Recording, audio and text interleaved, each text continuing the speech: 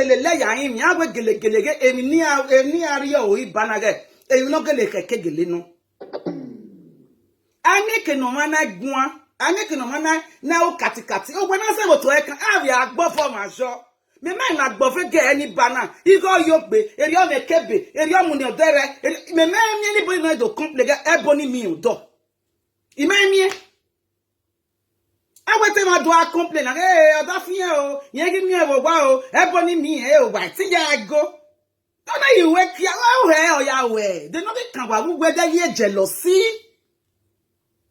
wa give me ma jema Emma me na wa ya we Ebony na me de like ye me know I'm not against the decision of the president at all but a president matter me magage me Ebony you dey what I magage me Ebony you ge yon pa no wa wu agwa mo logbe ona ma mu aburo ba ma ya fe ahun okay Ebony gele wona ahia ta me ya yin gba opon na nu na o gbe na ye setting gbe yin but for you na ni amamieta me ma he mi no ni me kege di live video a musician. Everyone, welcome back to my YouTube channel. If you have not subscribed, my darling people, please do subscribe and smash the notification bell. Thank you and God bless you. My darling people, my correct people, this video today now about one woman wey talk say make they leave Ebony alone. Even though Ebony they raise the body, it not consign anybody. Which one they come they say Ebony to the form like if not because of that one they quarrel with Ebony. You still got the form now, they raise your body too. Hey, me not understand. Say person they raise the body, though you call the verse. This new year where we did so do what it go please you. Not do something to please other people. No.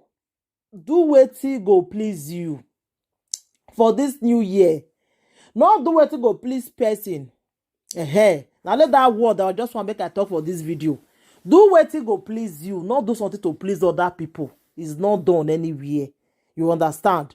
Because me, the one that way people go, they say this one to the form. This, it not concern you. You still go do your own catwalk. Go do your own forming. Go do your own dengue pose. Ebony get right to form. He get big right to form. You not concern anybody. So me, I see my people. So I'll put the video where the woman take talk now. More than let me share the video.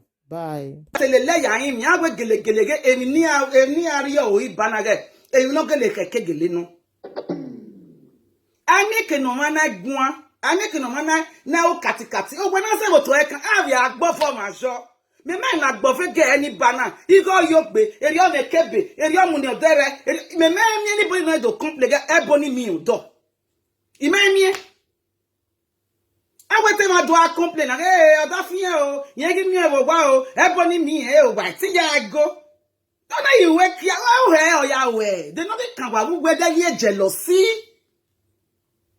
wa give me ma Emma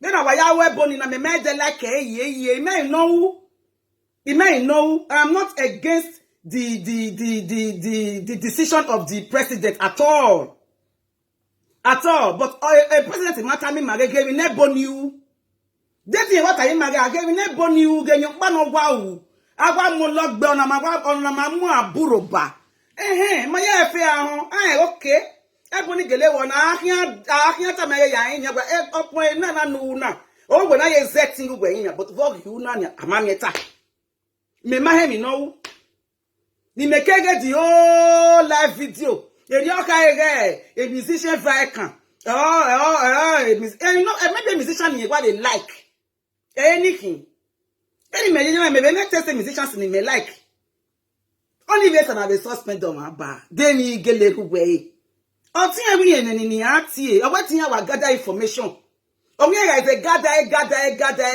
gather we do boss say yakwa o we ni no sunu ni o wa o si enya na pope boni ogwe maru toto ogwe maru gwe no si enye na beboni ogwe boni ma wo yan mi ropa oti en no di ogun ani mini that Ebony gele we mi e family ereva ije reva eti avosi o ereva ave de na be sugar de wa we oya lo be ke ya reva amari be mi okpa bu ya no be we Ebony ki o be meni lele we ya hinya ana gele mege bi no gele u ogele se na hinya ji wasi aye omomo our no is ke Nigeria aje UK ne de gbe ne be no na omomo me I sense jealousy in everything of Wasunu because Ekia no wu me no ya concern industry huh area ohio area otegbemu area opradigbe area je so waro a nature in yawa no it's not that they are really proud but just that they are just like that me me wa we won egbe we are mi oyan ke on katikati we to all proud proud nature wa no eti hia in another way apart from no ya hia ni nature no only person na dey gbo for ma share ogwe na zebu to e kan na okay, why when no ya ahia na? Why when Ebony change from Ebony to another person? She's who she is. We should take her the way she is. She's a star for crying out loud. We should respect her for being a star. Megwa you know why ya hima why me you ba na ri mana ogima wa ladia. Agwa san ne do ya ki rubbish na ewe. Emma was Ebony ae, was ae. Inagwe otoga miwe no ne ege ase aku agbona ayega agui ege na kopi na pe destiny o pejita o destiny o pejita oni wa dala dawiku oga we biana destiny o pejiti ye kwa bia we biana aga gbeligo aga gbege agbon me ata mi me yin eva agree me believe but the na bu yan ma gui Gwina, nothing lasts forever. Nothing bagbona no lasts forever. Even mane you ma bini maya ye gulo. Aron baro no lagbona tin. That is why nothing lasts forever. We should be careful the way we judge people without knowing what is under what is happening. Mama no sunu, I was judging her, I was condemning her out of hatred. Out of hatred. Please, give my value any man. Ebony ohima no. Ohima no. Omoni doya yo Ebony hin. Omoni maya yo Ebony hin. Na la wo ni ma be value Ni ma wa na condemn. They le get in a both person. Why no so no ewe? They na condemn say Oh je both. Oh je lad. Only me ya like him. Oh je both. Then I so na depression ma gbe for na wo. Huh? I don't know wagwalo. The depression bear you over nail that you will be like a jane. I don't know why you go to a petrol. What by okay, what to and your way I lay, your way I quick bear you are no. It doesn't work that way. It doesn't work that way. Ni na Laziani, oh, yeah, make it be happy. Near making a ya oh, you wowa. Because the name do ya oh, me ya friend at Boya Tama. Then I be a humiliated, I be a young insulted, I be a itie ni never okay. I mean, you bana me tie, you papa, you didn't know me no bawo bohina. Do you wait to what savage he won? Now need the whole world. What make you say, mini, by Ebony, what band in those states remain. Yes, it was savage. If you way in cover, what give mother envy na ya cover in my head. Can you hear me? Why, JJ Barry? Go 24. Why I say so near? Do I? If you are competition, area 24 bit, area recording raw. Near ya 24 bit. Near ya we Adam and no, she ma fe gbe no te gba da ze.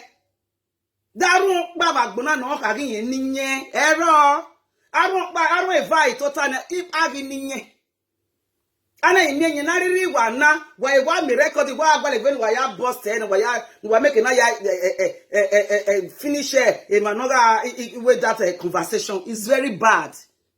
Emma, wa gi ma buy me done now with 2022 now. No so la make na bless him man. So let me make a blessing man. O ma eke ni ma aju nu ya ri ya ma wa o ke ni ma aju nu ya dollar ri ma ji.